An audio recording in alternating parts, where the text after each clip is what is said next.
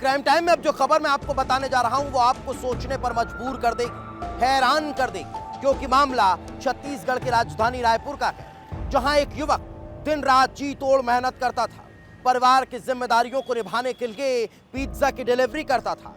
उस रात भी वो यही करने गया था, लेकिन वापस नहीं लौट पाया। लौटी तो सिर्फ उसकी हत्या की खबर, उसकी लाश, जिसने हर किसी को सोचने पर मजबूर कर दिया कि आखिर ये ऐसा युवक जो जी तोड़ कड़ी मेहनत करने का काम करता था, लेकिन उसके साथ ऐसा क्या हुआ कि उसकी लाश मिलती है। इस पूरी रिपोर्ट को देख लीजिए।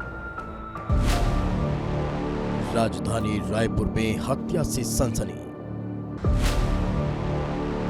पिज्जा डिलीवरी बॉय को मार डाला।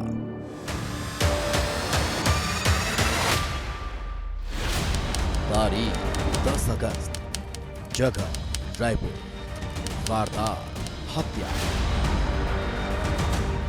छत्तीसगढ़ की राजधानी रायपुर। रात के वक्त में शहर रोशनी से नहाया हुआ था, लेकिन इस चकाचौंध के बीच जुर्म का घना अंधेरा भी पैर पसार रहा था। लोग अपने घरों में थे। हेमंत कोठारी नाम का पिज्जा डिलीवरी बॉय जिम्मेदारियों के चलते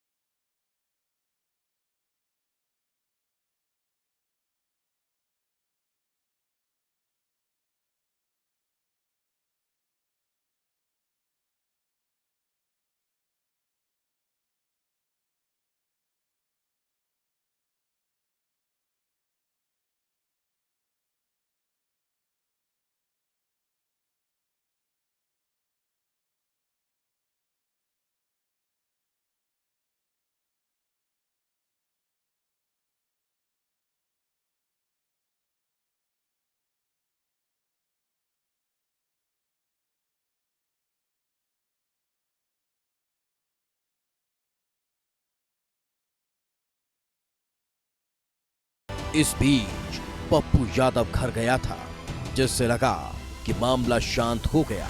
एक मामूली टक्कर हुई, सड़क पर वाद विवाद हुआ और मामला शांत हो गया। लेकिन उस रात ऐसा नहीं हुआ। पप्पू यादव घर पर शांत होने के लिए नहीं, बल्कि खतरनाक इरादे से गया था, और जब वो लौटा उसके हाथ में चाकू था।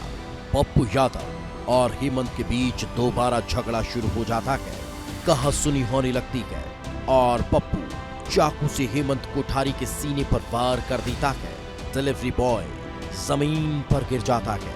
हेमंत जमीन पर पड़ा पड़ा तड़प रहा था और पप्पू यादव मौके से फरार हो गया। राजधानी रायपुर में दो बाइकों की छोटी सी भिड़ंत एक युवक की मौत का कारण बन जाती है। जहां पिज्जा डिलीवरी करने गए हेमंत कोठारी की पप्पू यादव की बाइक से भिड़ंत हो जाती है, जिसके बाद दोनों में जमकर मारपीट हुई।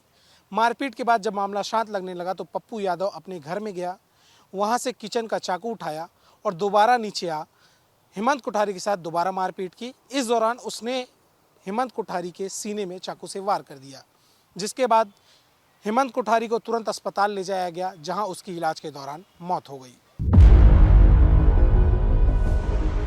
रात के सन्नाटे में हेमंत की चीखें गूंज रही थी। हर तरफ हड़कंप मच गया था। लोग तत्काल उसे लेकर अस्पताल पहुंचे, जहां इलाज के दौरान हेमंत कोठारी ने दम तोड़ दिया। सूचना मिलते ही पुलिस अलर्ट को गई थी। आरोपी की तलाश में हर जगह दबिश दी गई और आरोपी पप्पू यादव को उसके घर से ही गिरफ्तार कर लिया गया, जिसने पूछताछ में अपना गुनाह भी कबूल कर लिया। एक्सीडेंट होने के बाद में दोनों व्यक्तियों के बीच में वाद विवाद हाथापाई हुई। उसी दौरान आरोपी के द्वारा अपने पास में रखे हुए चाकू से उसको चोट पहुंचाया गया, जिसको तत्काल वहां से एम्स अस्पताल में भर्ती कराया गया।